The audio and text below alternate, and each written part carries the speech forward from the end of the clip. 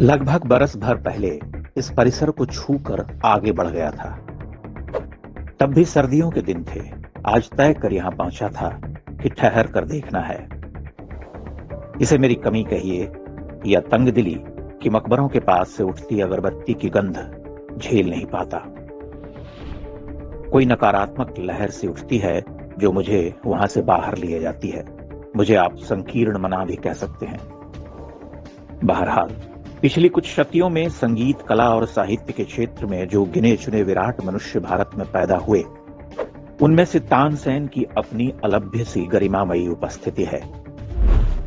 यूं तानसेन हमारे गले की फांस भी हैं, एक रेशमी फांस।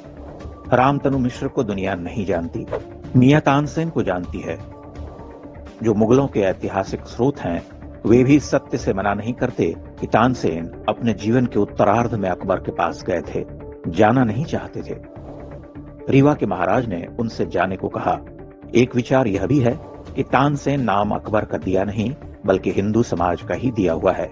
शब्द की प्रकृति से भी यही लक्षित भाषित होता है। इतिहास में मतभेद है। एक प्रबल तथ्य यह भी है कि 16वीं शती के ढलते वर्षों में देह त्याग करने वाले तानसेन का अंतिम संस्कार हिंदू रीति से हुआ था। अबुल फजल भी यही कहता है संभवतः। मकबरा बाद में तामीर किया गया, निस्संदेह अकबरी ऐलान होगा। तानसेन को मकबरे में देखना कोई सुखद अनुभूति तो नहीं है, किंतु देखना पड़ता है। पास ही मोहम्मद गौस का भीमकाय मकबरा भी है, जिसकी परिचयात्मक पट्टिका पर संत शब्द लिखा गया है। गौस कथित सूफी संगीतज्ञ था, जिसने तानसेन को प्रभावित किया था।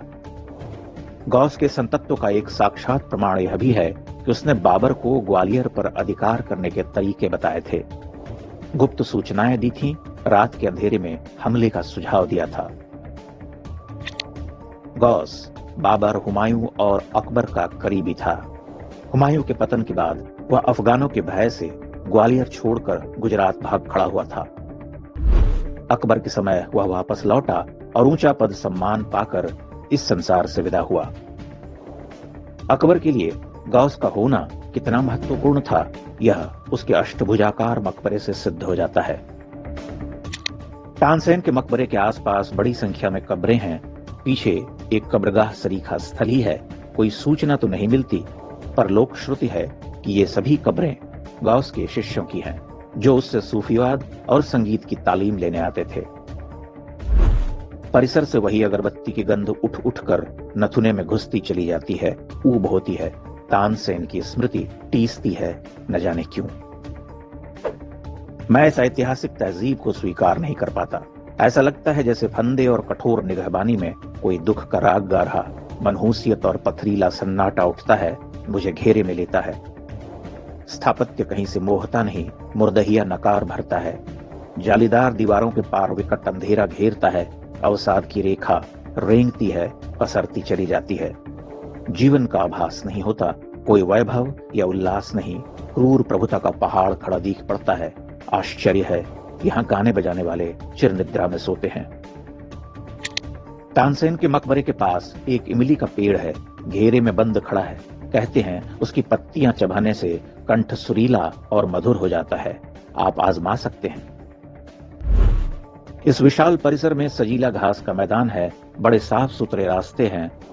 फव्वारे फिलहाल सूखे हुए हैं। गिलहरियों का पूरा गांव ही बसता है। कुछ जगहों पर तोते भी टें टें करते हुए दिख जाते हैं। यहाँ भटकता हुआ मैं किसी वीतराग में डूबा जा रहा था। मैंने एक उड़ती हुई निगाह से इस सजीले कब्रगाह को देखा, वापस लौट चला। पैदल पथ पर आगे बढ़ते हुए कुछ नमाजी आते हुए दिखाई दे रहे थे।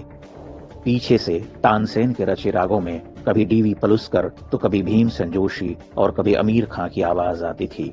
जिस मल्हार राग की उन्होंने रचना की वह मियां की मल्हार के नाम से जाना जाता है, मियां की तोड़ी भी। तानसेन एक किंवदंती हैं, भारतीय संगीत के शिखर पुरुष। बहुत सारी कहानियां हैं उनकी जो उनके महान गुरु हरिदास से जुड़ी हैं। बैजू बावरा का प्रसंग भी अमूल ही है।